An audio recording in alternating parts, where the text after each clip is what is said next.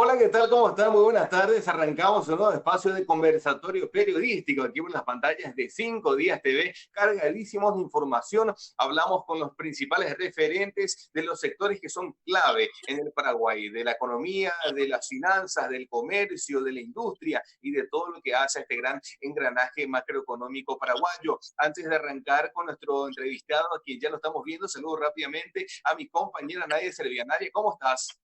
¿Qué tal? Buenas tardes, David. ¿Cómo estás vos? ¿Cómo está toda la teleaudiencia, nuestros compañeros? Y bueno, cargadísima de energía para poder arrancar esta tarde. Tantas preguntas, David. Ojalá que nos dé el tiempo para poder cumplir con todas. Y bueno, ya vamos a saludarlo a nuestro invitado. Así empezamos este ping-pong de preguntas con las voces, como siempre sueles mencionar, los referentes en cada campo. Por supuesto, ya lo presentamos a él, lo estamos viendo, él es bancario, es vicepresidente de la Asociación de Bancos del Paraguay, el señor Beltrán Maquien, quien desde ya le damos gracias por este valioso tiempo que nos está brindando. Vicepresidente, buenas tardes, ¿cómo está? Buenas tardes, David, buenas tardes, Nadia, un saludo para todos los televidentes. Gracias por su tiempo, vicepresidente, y sin perder más tiempo, queremos saber cómo está el sector. Arrancó oficialmente esta segunda fase de la cuarentena inteligente, las esperanzas en muchos comercios, empresas empiezan lentamente a renovarse, muchas definitivamente cerraron, otras se suspendieron, la mayoría va a tener que reinventarse, renovarse, porque esto va a ser muy paulatino, y me imagino que el sector bancario va a estar acompañando también todo esto de cerca. Sí, la verdad que el sector financiero, digamos, siguió trabajando como un servicio esencial y tuvimos que acomodarnos a las normas sanitarias y de prevención, cuidar a nuestra gente, cuidar a los clientes, a los proveedores, tomar todas las medidas y seguir atendiendo al público, digamos, con todos nuestros servicios tanto presenciales como con los servicios que son, digamos, digitales, cerrados toda la semana. Y lo que vimos es que la gente se conectó a la nueva operatoria, digamos, se redujo, yo diría, en un 50% casi todo el nivel de transacciones en el sistema durante ese periodo. Arrancamos la primera fase ya con más entusiasmo. Y creo que esta segunda fase con mucho más ánimo ya de trabajar, la mayoría de la gente necesita por un lado trabajar y por otro lado es bueno para la salud el trabajo. Así que bienvenida a esta segunda fase para todos. Antes de que nadie pase su consulta, presidente, ¿el sector en general ya está totalmente activo a partir de ahora o hay ciertas restricciones todavía en cuanto a funcionamiento? No, el sector está operando a partir de esta segunda fase con un horario normal, lo que hemos tomado algunas decisiones con respecto al horario anterior. Es muy probable que no volvamos a todos los horarios de atención previa a la pandemia porque la verdad muchos clientes han adoptado otro tipo de comportamiento y han adoptado la tecnología como parte de ese comportamiento. Entonces los servicios digitales están en franco aumento en este momento y todo el que pueda hacerlo en forma digital lo va a hacer, digamos. Principalmente, sí. Presidente, ¿cómo se encuentra el dinamismo ya del flujo de créditos? Y bueno, ¿cuántos desembolsos en porcentajes de créditos aproximadamente se hicieron o hicieron las entidades bancarias en lo que fue este tiempo de la pandemia? Sí, mira, ¿qué hicieron los bancos? La mayoría de los bancos, por una decisión propia, digamos, de todos, hemos decidido trasladar los vencimientos de los créditos menores a 1.000 millones de guaraníes al final del vencimiento del crédito, con algunos matices, ¿verdad? Porque hay créditos que son de muy largo plazo, etcétera, ¿verdad? Pero lo cierto es que en los meses de febrero, incluido febrero, algunos, marzo, abril y mayo, los clientes no se vieron obligados a pagar sus cuotas que vencían en esos meses, con lo cual, digamos, en forma importante se produjo un alivio al flujo de caja de estas personas y de estas empresas dentro de estos límites. Por otro lado, lo propio se hizo con las tarjetas de crédito, que las exigencias de pago mínimo no estuvieron vigentes, digamos, durante estos meses. Por lo tanto, en líneas generales, un alivio importante. Y lo otro es que los vencimientos de estos meses en general se están renovando, digamos, con distintas características, dependiendo un poco de la situación particular de cada cliente. En ese sentido, lo que hemos visto es que la actividad ha sido muy reducida en la demanda de créditos durante la vigencia de la cuarentena plena, digamos. Hemos visto crecer en nuestro caso específico, porque la información que disponemos más concreta es la de nuestra experiencia propia, digamos, ¿verdad? Hemos visto crecer un 20% la demanda en la primera semana, la segunda semana fue una semana corta de 3 días y luego los feriados nuevamente interrumpida, digamos, la actividad económica. Hemos visto crecer la demanda día a día y creo que hoy estamos llegando, yo te diría, probablemente vamos a ver que esto se va a normalizar en el sentido de llegar a los niveles anteriores, digamos, hacia el último trimestre del año, pero creo que vamos a ir avanzando paulatinamente, llegando al 60, 70, 80. Paulatinamente la gente se va incorporando a la actividad económica y va teniendo claridad sobre sus necesidades financieras y sobre su flujo de caja futuro, con todos los reacomodos que todos tuvimos que hacer y muchos de ellos en el orden económico, ¿verdad? Así que creo que esa es un poco la película que hemos visto en este tiempo.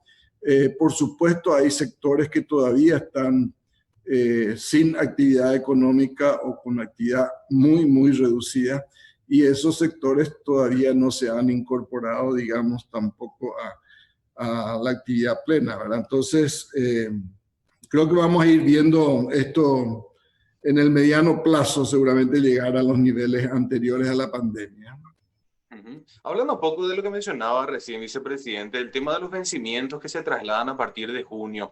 Esta sería una primera medida porque en junio no pasa nada todavía en términos generales, o sea, la actividad económica va a ser muy lenta, va a ser muy difícil poder cumplir con estos compromisos. ¿Hay alguna medida alterna que se verá aplicando, se vuelve a trasladar, se refinancia ese monto debajo de los 1.000 millones, o cuál sería en general el panorama? Y para eso estamos preparándonos para escuchar, digamos, a cada uno de los clientes. Digamos que esta medida que fue tomada en forma unilateral, digamos, por la banca, fue acompañada por una resolución de Banco Central que eximía de la exigencia del pago para refinanciar los vencimientos, porque la norma vigente antes de la pandemia, digamos, exigía que el cliente pague los intereses y pague el 10% del capital para refinanciar una deuda sin castigarle en su calificación. Entonces, eso sigue vigente hasta fin de año. Hay algunas medidas que el Banco Central ha tomado con un plazo, digamos, más largo que, digamos, mayo, que todavía vemos que no hay actividad plena, digamos. Así que yo creo que en nuestro caso lo que hemos decidido es estar en contacto con cada uno de los clientes, entender sus necesidades, su situación y ver cómo seguimos acompañándoles en este proceso de recuperación de la normalidad, digamos. Particular entonces va a ser la tratativa, no es que se va a aplicar una normativa en general y van a verse muchos afectados. Yo te diría que esto hay que verlo como una película, ¿verdad? Y creo que en el tema sanitario lo hemos visto como una película. En el tema económico también hay que verlo como una película. Son medidas consecutivas y sucesivas, digamos, en la medida que avancemos y veamos cómo se viene la realidad, porque la realidad hoy es que los casos en Paraguay no son muchos, no son, la carga viral no es importante, etcétera. Todos sabemos porque estamos muy bien informados de la parte sanitaria, pero también estamos expuestos a otros riesgos, digamos, el tema sanitario, y dependiendo de cómo evolucione el tema económico, la vuelta a la economía como la conocíamos o como va a ser, digamos, la que tendremos en el futuro, yo creo que vamos a tener que ir tomando medidas o desde la propia actividad privada o desde el Estado para garantizar que la economía llegue a un buen puerto, digamos, al final del año. Sabemos que vamos a tener una caída económica y de lo que estamos hablando es de qué nivel va a ser esa caída económica al final del año, digamos, tratando de que sea la menor posible y que afecte en lo menor posible también al empleo, sobre todo, al empleo formal e informal en este caso, porque sabemos que Paraguay tiene una gran proporción de su empleo informal.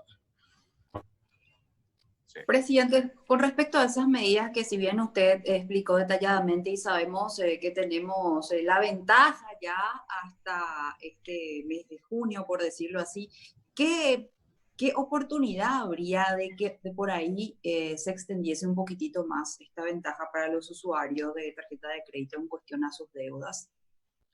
Yo lo que visualizo, como te decía, es que esto lo vamos a estar tratando cada banco con sus clientes de una manera particular, ¿verdad? Por lo menos yo creo que esa es la visión que tenemos hasta ahora. De hecho, no estamos esperando junio para eso, ¿verdad? Porque lo que estuvimos haciendo en este tiempo es hablando con los clientes y ya atendiendo sus necesidades. Yo les decía que nosotros, en el caso particular nuestro, nuevamente, no hemos parado los desembolsos durante la cuarentena. Hemos desembolsado, la demanda, como yo les decía, era mínima. En la primera semana hemos visto crecer los desembolsos y ahora esta semana última y esta semana nuestras expectativas son que la gente esté, digamos, dispuesta a tomar financiamiento porque también tiene una actividad económica que le va a hacer rentable ese financiamiento que va a tomar, ¿verdad? Entonces, estamos acompañando desde ahora, uno por uno, a nuestros clientes. Yo creo que esa va a ser la medida y, como te decía, si hace falta, si vemos que es necesario tomar una medida de conjunto, seguramente la vamos a evaluar y la vamos a tomar también. Como estaba mencionando recién, vicepresidente, tema de refinanciación. Maneja los últimos datos. Estuve indagando un poquito en redes y encontré algunos números. Usted me corregirá si esto es o no correcto. 637 millones de dólares en materia de refinanciación. Esto en el sector en general. Reestructuración, digo bien, y renegociación. Esto para casi 500.000 clientes. ¿Podría ser así? Sí, esa es la cifra acumulada a la semana pasada, digamos, al fin de los días, del día viernes, de la semana anterior, porque todavía no tenemos los datos de esta última semana, ¿verdad? En realidad el sistema ha atendido a buena parte de la clientela bancarizada. Repito, también hay sectores que no están bancarizados y que o no están luego hoy accediendo a algún tipo de financiamiento o están siendo financiados por una cooperativa o por una casa de crédito, digamos. Esta estadística que se publica de la Asociación de Bancos, en algún momento seguramente el Banco Central va a publicar una estadística más completa porque esto incluye a los bancos que están en la Asociación de Bancos. Hay que recordar que tenemos financieras, tenemos otra asociación de bancos y financieras, entonces la información es correspondiente a la asociación de bancos, ¿verdad? Pero entiendo que Banco Central está próximo a hacer una publicación con datos completos, digamos, que tendrían que ser más relevantes, más completos que estos que estamos nosotros publicando. De todas maneras, una cifra importante. Para que tengan una idea, en nuestro caso, esas cuotas refinanciadas corresponden a créditos por el 50% del total de créditos que el banco tiene otorgados en sus clientes. O sea, nosotros refinanciamos cuotas, trasladamos cuotas por valor aproximado a los 70 millones de dólares y eso representa un capital de casi 500 millones de dólares. y más de 130.000 clientes solamente en el caso nuestro, digamos. Entonces, realmente es una atención muy importante que se ha hecho, y yo diría un alivio muy importante al flujo de caja de la gente, porque ese dinero pudo disponerlo para pasar este periodo de vacas flacas, digamos, que nos trajo la pandemia, ¿verdad? Sí, principalmente, totalmente.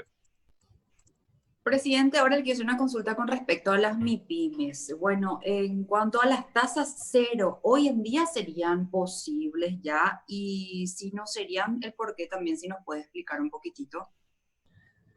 Sí, mira, en la estructura hoy de las medidas que ha tomado el gobierno y en la estructura del funcionamiento del sistema financiero, tasas cero son imposibles, porque alguien tiene que pagar, digamos, ¿verdad? El costo del financiamiento.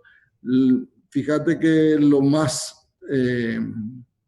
más bajo que están las tasas de las letras de regulación monetaria por un lado, pero por otro lado, para la atención a los créditos con la garantía del FOGAPI, los bancos accedemos a fondos de la AFD al 4% y al 7%. Tengo entendido que esas son las cifras.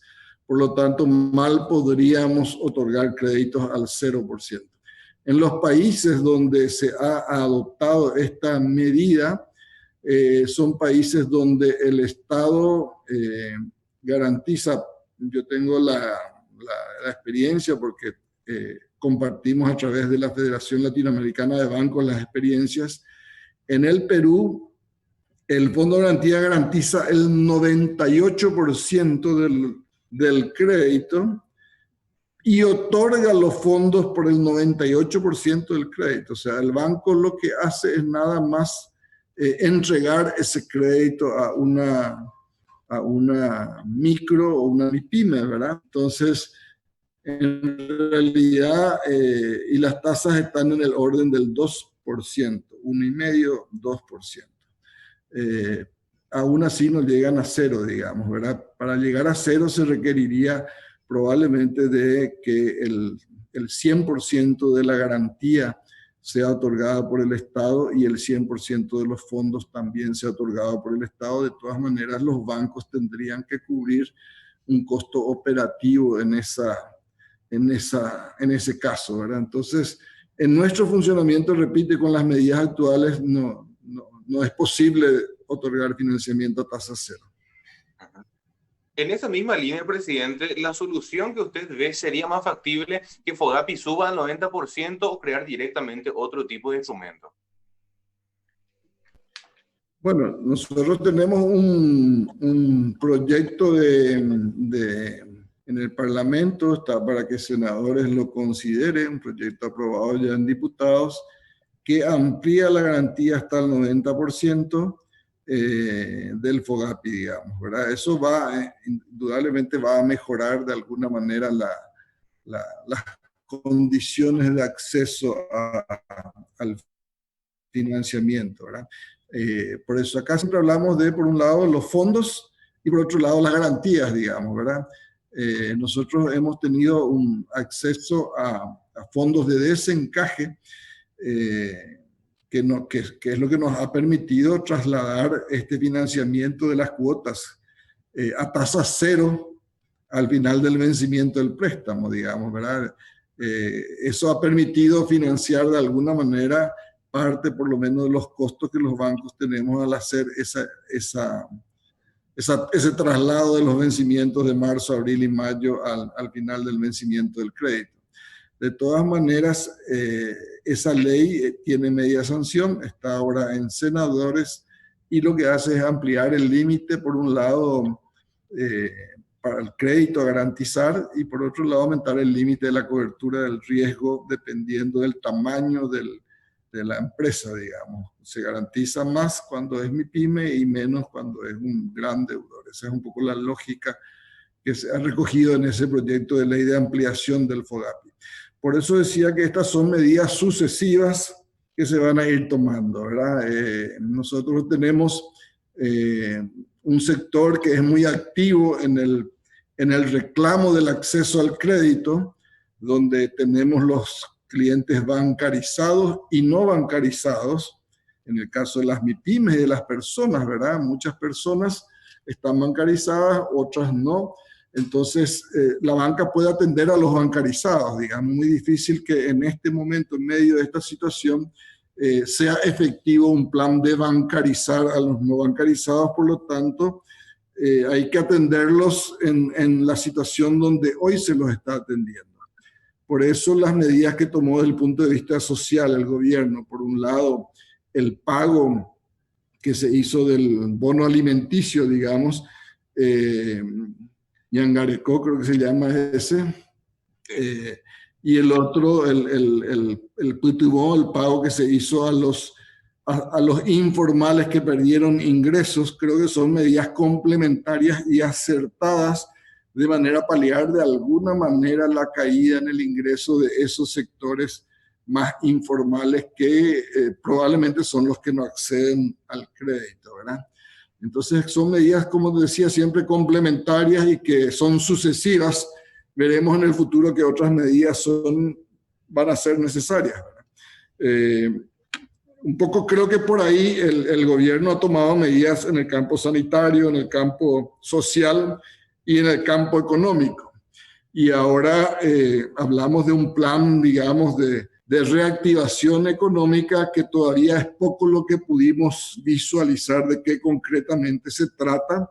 Hemos tenido 2 reuniones sucesivas convocadas por la vicepresidencia para tratar la reforma del Estado. En la primera se habló muy en general de la reforma del Estado, en la segunda hablamos más del plan de reactivación y el ministro de Salud nos hizo una presentación del Estado, digamos, de las medidas de salud, pero no hemos visto algo muy en concreto, ¿verdad? A ese plan, que es un plan, digamos, esperado para visualizar en qué va a aportar a la reactivación económica. Yo te decía, tenemos un sector muy activo en las MIPYMES demandando soluciones crediticias. Ahí habría que ver por dónde se les atiende, ¿verdad? La FDE ha habilitado las ventanillas de casas de crédito, cooperativas y financieras y bancos, digamos, como para atender a esta demanda, y eso todavía está hoy en ejecución, ¿verdad? Por otro lado, tenemos el sector de la producción de granos, que empieza la campaña sin cerrar totalmente una campaña anterior, porque se ha demorado el cierre de precios de los granos y se ha demorado la salida de los granos por la bajante del río. Entonces empezamos una nueva zafra y esa zafra necesita financiamiento. El sistema tendrá que responder, digamos, a esas necesidades. Y por el otro lado tenemos un sector ganadero que en la coyuntura tiene precios bajos y donde reclaman 2 temas, digamos. Una, la sequía, que obliga a sacar cabezas de ganado para evitar la mortandad. Y por otro lado, la situación de los frigoríficos, que los ganaderos reclaman que no trasladan los mayores precios que están obteniendo al productor, ¿verdad? Entonces, es un sector también que está, digamos, con una situación especial que pareciera no es efecto del COVID, pero en general casi todo podemos atribuirles a esto que es la pandemia, ¿verdad? Una situación especial que va afectando a los sectores, ¿verdad? Y también tenemos el sector fronterizo. El sector fronterizo, ¿verdad? Que es muy importante. La frontera, que vemos que de ambos lados se reclama la apertura. Es difícil decidir la apertura en las condiciones sanitarias de los vecinos. Y creo que es un sector que requiere de medidas especiales. Las medidas que se tomaron hasta ahora no van a servir, digamos, para reactivar el comercio fronterizo, ¿verdad? Entonces, por eso decía que esto vamos a ir viendo en los próximos días, las uñas de guitarrero de nuestra conducción política, nuestra conducción económica y nuestra conducción empresarial. Porque en la conjunción de esos sectores tendrán que salir estas medidas de manera que podamos mirar el futuro de manera más optimista, ¿verdad? Y justamente ya con lo que está diciendo, vicepresidente, agradeciéndole su tiempo, lastimosamente llegamos al final de esto, pero en un minuto, en 30 segundos, a su consideración, ¿es o no es suficiente el accionar del gobierno? ¿Son suficientes las medidas económicas que han tomado hasta ahora? Yo creo que nunca van a ser suficientes. Nosotros tenemos en Paraguay siempre la macroeconomía y hemos logrado la estabilidad macroeconómica, pero el siguiente paso no hemos dado, donde la macroeconomía llegue a la microeconomía. Entonces, si yo estoy en un lugar donde no me llegó la macroeconomía y las medidas van a ser insuficientes. Por eso se trata de hacer cirugía de precisión con las medidas, digamos, yendo puntualmente a aquellos sectores donde la necesidad es más acuciante, digamos, ¿verdad? Atender sector por sector, sector productivo, unidades productivas, de manera que la reactivación sea plena, digamos. Cuando pasemos de la macro a la micro, ahí estaremos bien. Yo creo que sí, esa es, parece como que la tarea pendiente desde hace muchos años. La micro no responde a la realidad de la macro y creo que ese es un desafío probablemente no solo de Paraguay, sino de toda Latinoamérica. Excelente, vicepresidente, muy amable, ya agradecerle por su tiempo y más adelante, bueno, queremos seguir sondeando y conociendo cómo el sector va reactivando ese conjunto con todo el Paraguay. Yo creo que al cierre de este mes de mayo vamos a tener cifras y vamos a tener una visión de cómo vamos en esta película, ¿verdad? Y creo que vamos a poder concluir de que vamos bien. No excelente. Muy bien, pero vamos bien. Excelente. Muchísimas gracias, vicepresidente. Muy amable. A ustedes, que pasen una buena tarde. Excelente. Nadia, tenemos que hacer la pausa rápidamente. Asimismo, corte, ya volvemos en este conversatorio en 5 días TV. Ya volvemos. Pausa, pausa.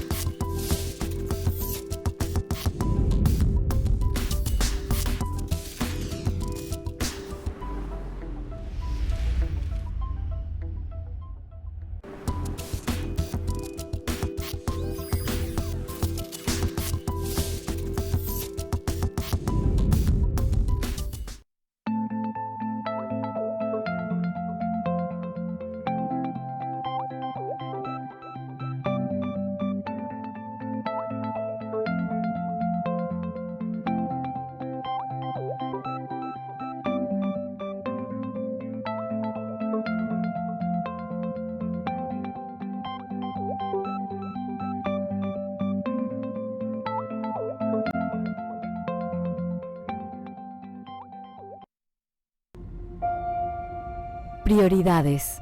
Hoy todos sabemos cuáles son nuestras prioridades. Lo primero es cuidarnos, cuidar a los que amamos, cuidar nuestra nación.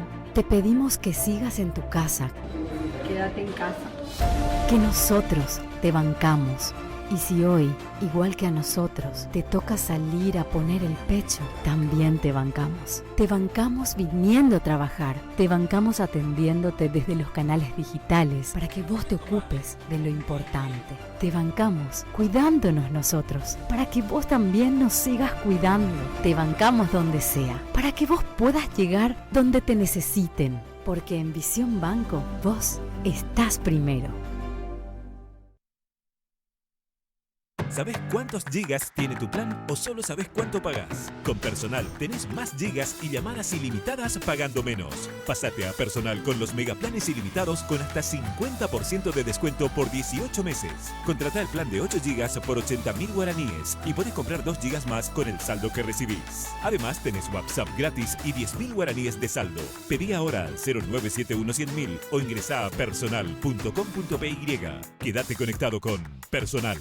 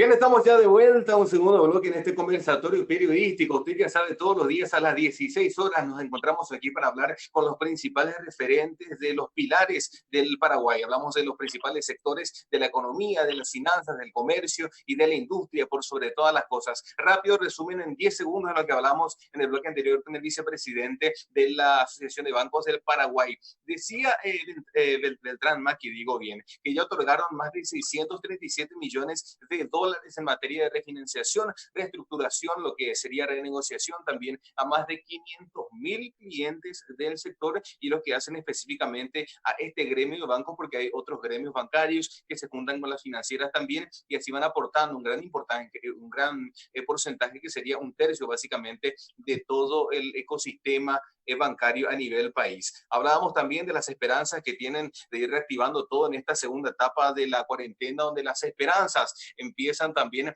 a renovarse en muchas empresas que estuvieron al borde de la quiebra, otras quebraron definitivamente y otras van a tener que reinventarse porque sus rubros van a ser duramente golpeados, como el gastronómico, el hotelero quizás y el turístico, que rápidamente necesitan opciones. Nadia, tenemos que hablar de algo sumamente interesante en este bloque y estoy muy seguro de que podemos también tener información de primera mano de lo que es la economía subterránea. ¿Qué es lo que es la economía subterránea y qué tanto nos afecta a nosotros los paraguayos y a los formales por sobre todas las cosas? Claro que sí, así como lo decía, bastante llamativo el nombre, solamente la teleaudiencia ya está atenta y nosotros vamos a presentar a nuestro siguiente invitado para que nos dé más detalles acerca de esta economía subterránea, como lo mencionaste vos, David. Ya le invitamos, está presente con nosotros Sebastián Hacha, director ejecutivo de ProDesarrollo, para hablar de la economía subterránea y el confinamiento. Muy buenas tardes. Gracias por estar con nosotros y compartir ya toda la información. Buenas tardes, Nadia. Buenas tardes, David. Buenas tardes a la audiencia del Canal 5 Días. Un gusto poder compartir con ustedes. Bueno, todo esto, este confinamiento, esta situación dolorosa, difícil, que nos tiene tensos, atentos y, bueno, también tratando de recuperarnos dentro de nuestras posibilidades. Yendo a la primera pregunta, Sebastián, me llamaba la atención una conversación que tuvimos con Cristian Ziplic hace un tiempo y se me quedó picando algo que decía, tenemos que hablar con Sebastián porque él maneja mejor este tema. Y tiene que ver con el cierre de las fronteras, la paralización del mercado, que si bien paralizó a los formales, también paralizó a los informales en todo este tiempo, porque todos aquellos vendedores ambulantes, los que tenían que estar por la calle, no pudieron estar. O sea, hubo algún tipo de efecto también en este tiempo a causa de todo el aislamiento. Hay como dos extremos importantes dentro de lo que es la economía subterránea para tratar de entender. Uno se da, lógicamente, en el confinamiento, en el cierre de fronteras, que hace, por ejemplo, que haya mermado la cantidad de algunos productos.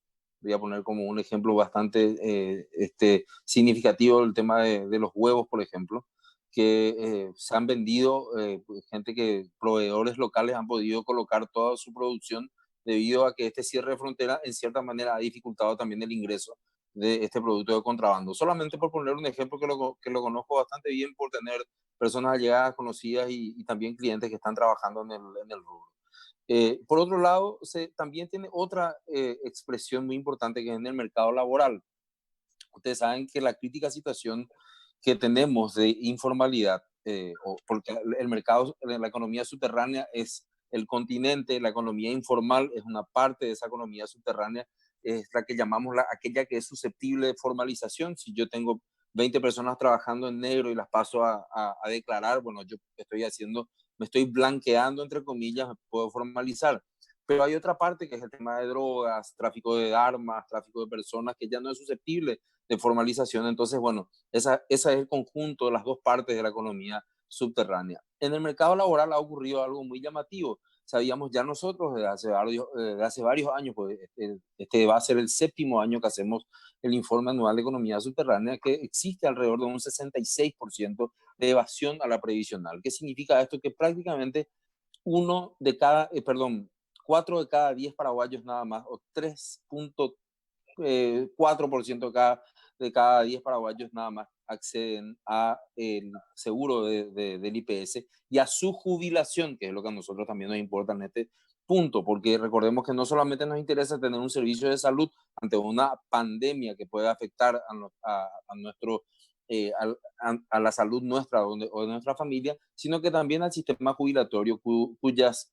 escasos ingresos son muchos en términos, si es que nos ponemos a pensar, es mucho dinero que maneja el IPS, pero podría crecer hasta 3 veces más. Estamos hablando nada más que un tercio de la población está cubierta por este seguro.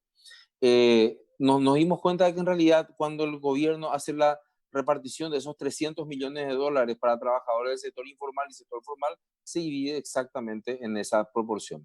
200 millones de dólares para los informales que se fueron en programas de asistencia como Ñangareco y Putibó, y estos $1 millón que se dieron en este medio salario mínimo que se pagó a los funcionarios que estaban dentro del, a los empleados que estaban dentro del sector formal, y que que la buena noticia en esta semana fue que autoridades del IPS dijeron que aparentemente se repetiría. Entonces, vemos aquí quizás dentro de todo lo difícil que mencionábamos al inicio de esta charla, podamos sacar como lección lo importante que es intentar tener una economía formalizada desde nuestros propios hogares. El hecho de contar con la cobertura de la previsión social no es solamente atarse a un seguro médico, porque nosotros tenemos mucho esa visión, ¿verdad? Por cierto, un seguro médico que en momentos de enfermedades catastróficas todo el mundo quiere, porque sabemos de mucha gente que accede a seguro de favor, entre comillas, no fueron cotizantes, nunca pagaron y acceden cuando tienen una enfermedad catastrófica, sino que en realidad es un sistema de ahorro que nos ayuda durante nuestra vida útil a ir generando una seguridad a futuro en función a lo que nosotros vamos dejando dentro de ese fondo jubilatorio. Por otro lado, y por último, nada más que en esta tercera expresión de lo que es la economía subterránea, se da parte de lo que ustedes ya han conversado con el señor Beltrán Maki. Nosotros tenemos solamente el 19% de la población paraguaya bancarizada. ¿Por qué? Porque la informalidad hace que no tengamos RUC, no tengamos ITS, no tengamos IPS, de lo que estábamos hablando, no tengamos forma de poder justificar nuestros ingresos. Entonces, el sistema financiero, con las normas que exige el Banco Central, nos dice, mira, a nosotros el Banco Central nos dice que esto es lo mínimo que te podemos pedir, porque si no, no tenemos la garantía de evolución de tus ingresos. Entonces, nos damos cuenta que también la informalidad nos ha llevado a tener una fragilidad en este momento de retomar las riendas de nuestros negocios, porque el acceso al crédito se dificulta de una manera muy importante, David y Nadia. Sí, por sobre todas las cosas. Muy, muy delicada la situación realmente.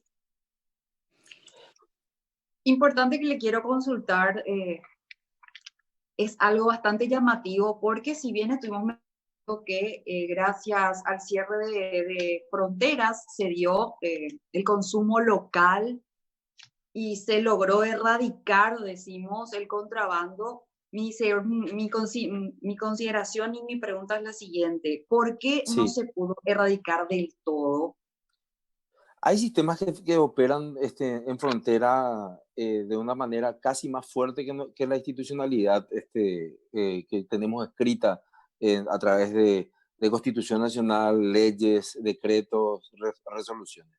Esa institucionalidad paralela es la institucionalidad tramposa, entre comillas, informal, que hace, por ejemplo, que hayan caminos determinados ya para determinados caminos, para determinados productos donde sabemos que el aceite va a seguir entrando siempre, el azúcar va a seguir entrando siempre, las bebidas alcohólicas siguen entrando, y una falta muchas veces de consideración de los propios consumidores acerca de lo que, eso hablando de artículos de consumo humano, digamos, de alimentos, pero también están los domisanitarios, el tema de, ustedes conocen el tema de estos productos como lavandinas, demás cuestiones para lavar platos, esos son también productos muy codiciados en el comercio informal. Este tipo de productos y este tipo de conductas hace que, pese al cierre de fronteras, nosotros encontremos que hay un contrabando que podemos llamar el contrabando hormiga, que sigue circulando por los pasos. Recordemos también que el Paraguay presenta una demografía bastante peculiar, porque el 60% de la población se encuentra en zonas de frontera, la zona de Central, la zona de Encarnación, la zona de Ciudad del Este. Entonces, nosotros lidiamos mucho, en el sentido comercial de la palabra, con jugadores que están del otro lado de la frontera. Entonces, también, y no son jugadores pequeños, es decir, que la cola de su producción puede generar un gran desfasaje dentro de los comercios locales, formales, legales, que están pagando impuestos, que están pagando IPS, que están pagando alquiler para vender estos mismos productos. Entonces, ese tipo de cuestiones hace que la facilidad del ingreso y la falta de conciencia por parte del consumidor, compremos estos productos. Y cuando digo compremos, en realidad estoy hablando en primera persona de plural, porque ninguno de nosotros escapa a tener que comprar una fruta que sabemos que puede haber entrado contrabando en un semáforo, o un cepillo de dientes, o una crema dental, café, exactamente, porque estoy llegando tarde, estoy llegando a la oficina, no desayuné. Es decir, cuando analizamos el fenómeno realmente de lo que es la economía subterránea y la informalidad, vamos a ir a un paso más, y estoy convencido que esta no va a ser la última charla que vamos a tener, donde tenemos que analizar también cuáles son los fundamentos de la honestidad y la deshonestidad, y qué significa para nosotros la honestidad y la deshonestidad. Entonces, esto hoy vemos, por ejemplo, muy marcadamente en los comercios formales que están pidiendo a gritos al gobierno para poder abrir sus puertas y poder seguir manteniendo su cadena de pagos. Se le está pasando, o sea, como estamos hablando de gastronómicos principalmente, creo que todo el mundo sabe la situación de los gastronómicos. Ellos tendrán en stock una serie de productos que ya no van a vencer, y tienen que tratar de convertirlos en productos de venta, y que son personas que están moviendo la economía, generando trabajo formal. Y allí tenemos quizá la cuarta y última lección de todo esto que tiene que ver con la formalidad y con la informalidad, que el Estado tiene que promover. Y cuando digo el Estado, lo digo muy bien conceptualizado. No es el gobierno, no es este gobierno, no son estas autoridades. Nosotros tenemos que pensar como sociedad, como gremios, y también como dirigencia política, cuáles son aquellos obstáculos que tienen que remover definitivamente, los obstáculos para la formalización. Hablábamos del crédito, hablábamos del tema de los contribuyentes. O sea, hay alrededor de un 40% de evasión fiscal hoy en el Paraguay, y eso que no han subido los impuestos el año pasado, y eso que también allí tenemos que volver a hablar de otro tema que sí o sí sale cuando hablamos de la economía subterránea, que es, espera, si nosotros estamos hablando de que hay este nivel de evasión, y tenemos todavía este nivel de gasto público acá muy alto, ¿por qué no empezamos a bajar los gastos públicos? Porque lo que va a ocurrir seguramente el año que viene es que nos vamos a encontrar con una gran deuda que asumimos para enfrentar esta pandemia, y para pagar los costos de esa deuda nos van a volver a subir los impuestos. ¿A quiénes? A los que ya estamos pagando.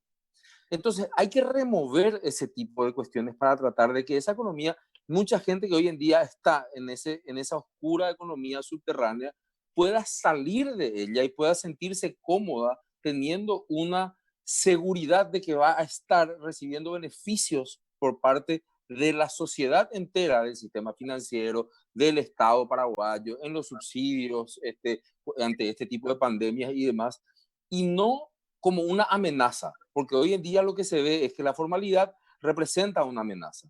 Si yo digo que yo gano tanto y pago mis impuestos, pues entonces seguro a mí me va a caer seguramente la supervisión de tal o cual ministerio, con seguridad. Pero el informal está vendiendo en la calle, allí enfrente nuestro. Lo que pasa es que finalmente todos decimos, no, lo que pasa es que el informal es el último eslabón de la cadena, y es cierto, es cierto. Pero eso no quita que en realidad nosotros tengamos que hacer por lo menos una disquisición ética de poder decir a quiénes estamos colaborando o con qué estamos colaborando cuando compramos de tal o cual lugar. Eso es muy difícil traducirlo en hechos cuando estamos hablando de precios. La gente busca precios, y mucho más aún en esta situación, respondiendo a Nadia, en esta situación donde muy poca gente tiene condiciones económicas para afrontar las duras situaciones en las que se encuentra él, su empresa, su familia. La gente busca precio, y si llegase a encontrar algo que es más barato, es muy difícil decirle tenés que ir y pedir factura. No, va a comprar lo primero que encuentre. Entonces, es por eso que la generación de condiciones como sociedad para sostener a esta economía cada vez más formal, lo ha dicho el propio presidente del Banco Central, días atrás. Mientras no seamos formales, no vamos a ser competitivos. Y lo reitero yo aquí, y fue la conclusión del Banco Interamericano de Desarrollo hace creo que 4 o 5 años atrás, en un lapidario informe sobre la informalidad en la región, no solamente en Paraguay. Y en Paraguay representa, recordemos, la economía subterránea un equivalente al 40% del Producto Interno Bruto, es decir, son hoy en día, son unos 11.000, el Producto Interno Bruto está en 40 millones de dólares, 16.000 millones de dólares aproximadamente, que pasan por debajo de la mesa, hablando coloquialmente. Pero es muy llamativo y también es muy contraproducente hablar de la formalidad, Sebastián, teniendo en cuenta de que muchas veces la informalidad es el camino más rápido, es el menos costoso, y aquel que es formal hoy día lastimosamente está sufriendo mucho más que aquel informal, porque ya decía vos, 200 millones de dólares rápidamente fue para el informal y el formal sigue todavía esperando a ver qué es lo que el Estado le pasa la mano, ¿verdad? Es así como decís, David, la construcción de una cultura de formalidad tiene que venir de un Estado que tiene que replantearse desde sus bases primeras cuál es su rol en este proceso de formalización. Si nosotros hablamos, por ejemplo, de que hoy en día el Estado ofrece contratos que son semestrales, y ustedes saben, o sea, creo que todo el mundo sabemos, ¿verdad? O sea, tenemos o algún conocido o tenemos alguna denuncia de que fulano de tal que era contratado, no era nombrado y tenía un salario que está por debajo del salario mínimo algunas veces, o a veces está por encima del salario mínimo, pero tenía que renovar cada 6 o algunas veces hasta casi cada 3 meses. Entonces decimos, espera, el Estado está fungiendo como un precarizador del trabajo. El mercado laboral dentro del sector público es absolutamente precario por obra y acción del Estado. Entonces, cuando hablamos de reformas estructurales en la administración pública, para hablar con propiedad, porque en realidad para reformar el Estado jurídicamente necesitaríamos una reforma constitucional, pero si decimos una reforma de la administración pública, estamos hablando con propiedad.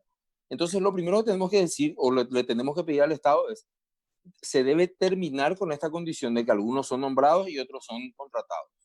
Se tiene que terminar con esta condición de decir que aquellos nombrados tienen que renovar. Eso significa que tienen que ir a hacer pleitesía a determinado funcionario que es su superior para poder renovar ese trabajo. Generalmente muchos contratados son los que más trabajan porque son los que están en ascuas, no saben si es que su contrato va a seguir o no. Y muchos nombrados están durmiendo el sueño de los justos, limándose las uñas y demás cuestiones, y van a cobrar, que es finalmente lo que decía David. O sea, en esta situación donde el sector formal que sostiene con sus impuestos al Estado, lo que piensa es, pero yo que la estoy remando, que estoy peleando, que estoy aceptando esta obligación que me da el Estado de quedarme en mi casa, de cerrar mi comercio, de tener que pedir permiso o despedir finalmente o liquidar a mis personales, porque yo sé que de esto no me voy a recuperar en los próximos 12 meses o quizá más.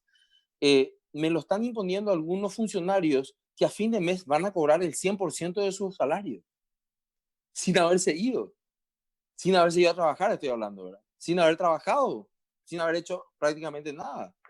Entonces, esa diferencia entre el sector público y el sector privado es donde nos planteamos los privilegios que existen para algunos y las cargas que existen para otros.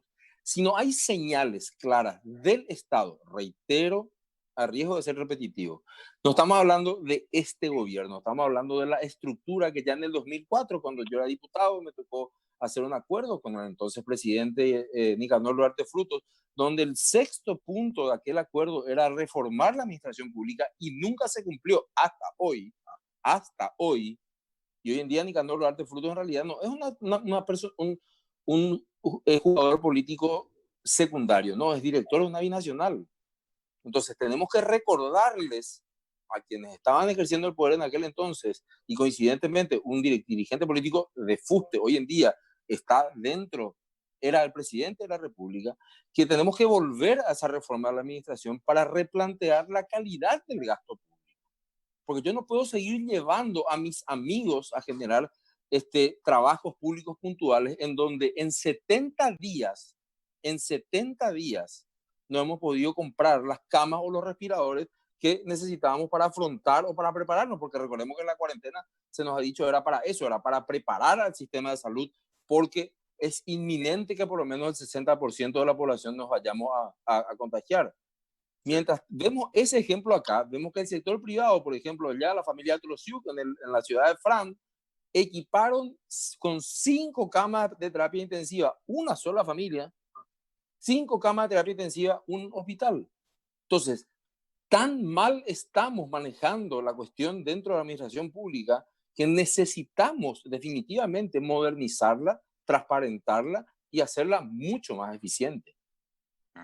Sí, por sobre todas las cosas. Sumamente urgente, ¿no? ¿Saben por qué? Pues finalmente, y esta última reflexión, porque si nosotros finalmente queremos que la gente se formalice y deje la economía subterránea y pase a ser formal, tiene que tener una señal clara del Estado que en realidad ellos van a mejorar la calidad del gasto y les va a importar lo que piensa, lo que dice y cómo siente el contribuyente, que finalmente es quien sostiene con su trabajo y sus impuestos todo el aparato estatal. Sí.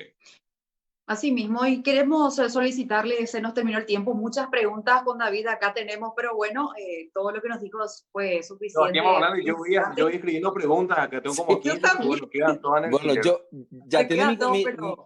mi compromiso para cuando quieran, ¿verdad? Pues seguir conversando de este tema, un tema que a mí me apasiona mucho porque creo que el futuro de nuestra democracia, ya hablando en términos políticos, está en la credibilidad que pueda tener la administración pública a partir de donde se tocan el dedo, así como el techo de la Capilla Sixtina, del sector público y el sector privado, que es el tema de la contribución, el tema de la formalización y el tema de sentirnos todos parte dentro de un proceso en el cual con gusto pagamos los impuestos porque tenemos servicios que nos devuelve el Estado y lo hace por lo menos con errores, con aciertos, pero tratando de expresar señales de austeridad y señales de eficiencia. En estos últimos segunditos, por favor, le queremos pedir un mensaje directamente a todos los televidentes que nos están observando. Felicitarles a toda la ciudadanía, porque en realidad este logro, por supuesto, desde las personas que están en el frente de batalla, como le llaman, que son los epidemiólogos, las personas que están en laboratorio y demás, pero también hasta la última persona, hasta el último trabajador que se ha quedado en su casa, el logro que tenemos hoy en materia de salubridad es realmente positivo gracias al gran esfuerzo que se ha hecho en conjunto. Eso es un logro de la sociedad paraguaya y, lógicamente, no podemos dejar de felicitar eso y agradecerles porque han tenido la delicadeza y el alto sentimiento y empatía con la gente de no salir a la calle. Y lo segundo es que tenemos que formalizarlo. O sea, creo que la gran lección que nos deja esta pandemia es que si nos hubiese agarrado con una sociedad más formal, hubiésemos pasado menos penurias para la reactivación, para aguantar primero el embate de esto y luego para una reactivación económica que va a necesitar de muchísimos créditos más. El señor Betramaggi les decía cuánto se ha dado y cuántas personas han sido beneficiadas, pero mucha gente más es la que necesita, pero no puede acceder porque no cumplen esos requisitos de formalización mínima de los cuales estamos hablando. Y eso, lógicamente, ojalá que quede como una enseñanza después de esta terrible situación que nos tocó vivir. Excelente, sí, por sobre todas las cosas. Bueno, Sebastián, más que agradecerte tu tiempo, ya nos comprometemos para más adelante seguir ampliando este tema tan importante e interesante. Con muchísimo gusto, va a ser un placer. Excelente, muchísimas gracias. Nadia, tenemos que despedirnos como siempre sobre hora, pero bueno, los temas ameritan, son importantes, son muy relevantes y tenemos que hablarlos. Asimismo, bueno, nuestros compañeros ya nos están apretando, pero así es la noticia, así es la información. Agradecemos a nuestro invitado y, por supuesto, te pedimos a vos que estés del otro lado quietito porque tenemos demasiadas informaciones que compartir en 5 días. Gracias, David, por aguantarme, a todos los compañeros. Así que muchas gracias a nuestro invitado, ya Sebastián H., director ejecutivo de Pro Desarrollo. Gracias a todos. Bien, y recordar por último que a las 8 la repetición de este conversatorio periodístico, si te lo perdiste, pon las 8, 5 días te doy y vas a tener todo el resumen de lo que pasó en este momento. Será hasta mañana, Nadia. Gracias por la compañía. Chao, chao. Hasta mañana.